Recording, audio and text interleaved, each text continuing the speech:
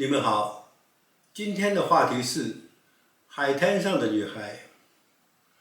在生活中，一些人说他们去了海滩，在那里看到了许多海滩上的女孩，于是他们说那些女孩都很讨人喜欢，都有好像迷人的生活。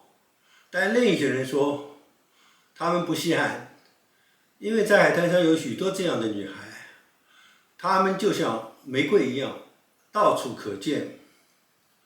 一天，一个男生在派对上说，他的生意是一种专门为一小部分人做的生意，也就是说，他的生意每个产品背后都有一个故事，只要找到那些相信他的产品、相信那些产品背后的故事的人，他的生意就算做成功了。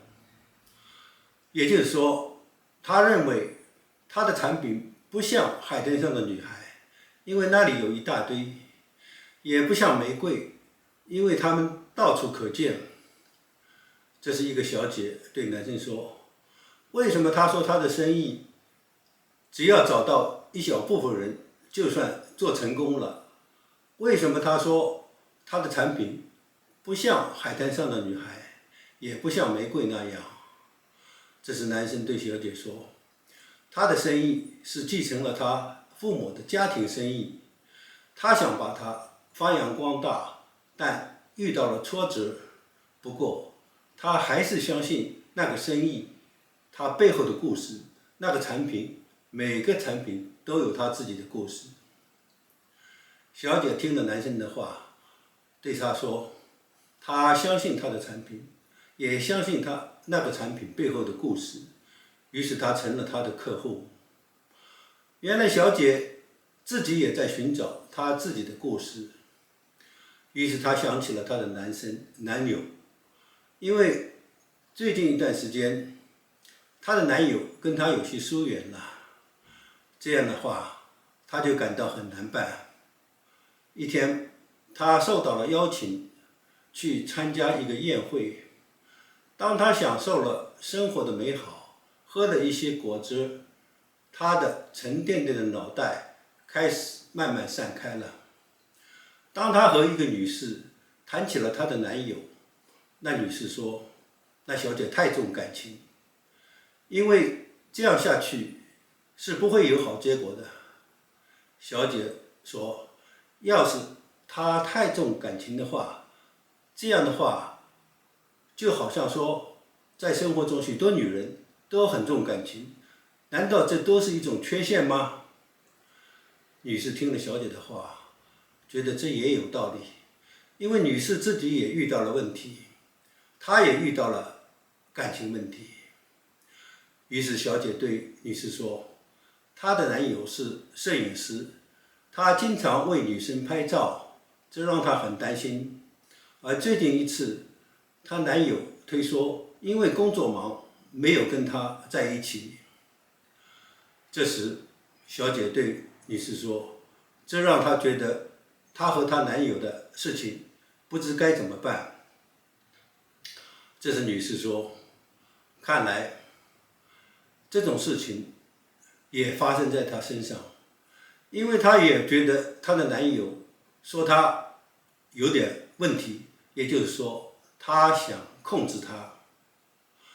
这时女士对小姐说起了她的故事。